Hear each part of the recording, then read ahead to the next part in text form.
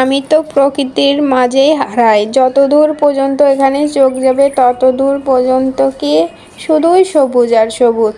তো এখানে আছে মা বাবা, সিলেটে আসছিল যখন আমি সিলেট ছিলাম। তো তখন আমি একাই আমার মা বাবাকে নিয়ে সারা সিলেট আমি ঘুরাইছি একাই। তো এখানে হচ্ছে প্রথমে গেছিলাম, বাবা বলছিল যে চল তো একটু চা বাগান দেখে আসি, সিলেটে আসছিলাম যেহেতু। বলছি ঠিক আছে চলো। তারপর বাবাকে প্রত্যয়কে আর আমার মা নিয়ে গেছিলাম হচ্ছে চা বাগানে। তো এখানে বাবা কিছু ক্লিপ আমি বাবার নিয়ে দিচ্ছিলাম। তারপর বাবাকে বললাম যে তোমরা দুজন হাঁটো, আমরা হচ্ছে একটু ক্লিপ নিয়ে রেখে দিই স্লো মোশন করে। তারপর বাবা বললো কি তুই যা, আমি একটু ভিডিও করে দিই। আমি কিছু ভিডিও করে নিয়ে তারপর হচ্ছে প্রত্যেকে একটু ভিডিও ক্লিপ করে দিচ্ছিলাম।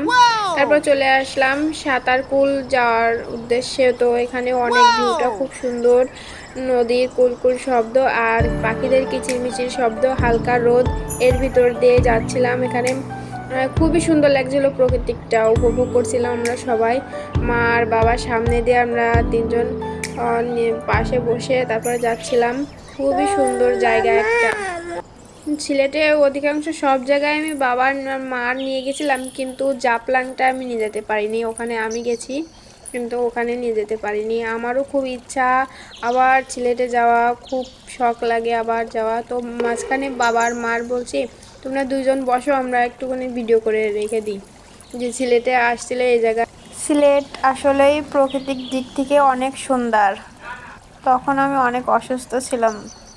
সব থেকে মিস করি ভৈরব ঠাকুরকে। কপালে থাকলে কোনো একদিন আবার দেখা হবে। বিছনাকান্দির উদ্দেশ্য রওনা হলাম। তো ওখানে পৌঁছার পরে বাবা আমার কিছু কিছু ভিডিও ক্লিপ করে দিচ্ছিল।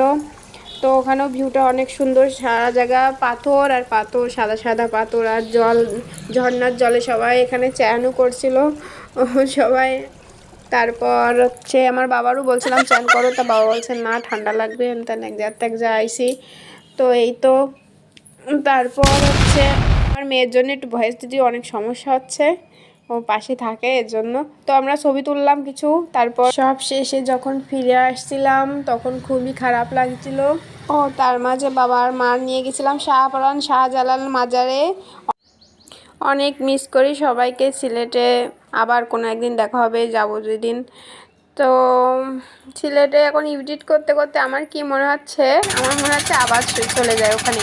আর এখানে পাহাড়গুলো এত সুন্দর, জলগুলো তো বাবা দেখেই মনে হচ্ছে আমি আবার ওখানে চলে যাই।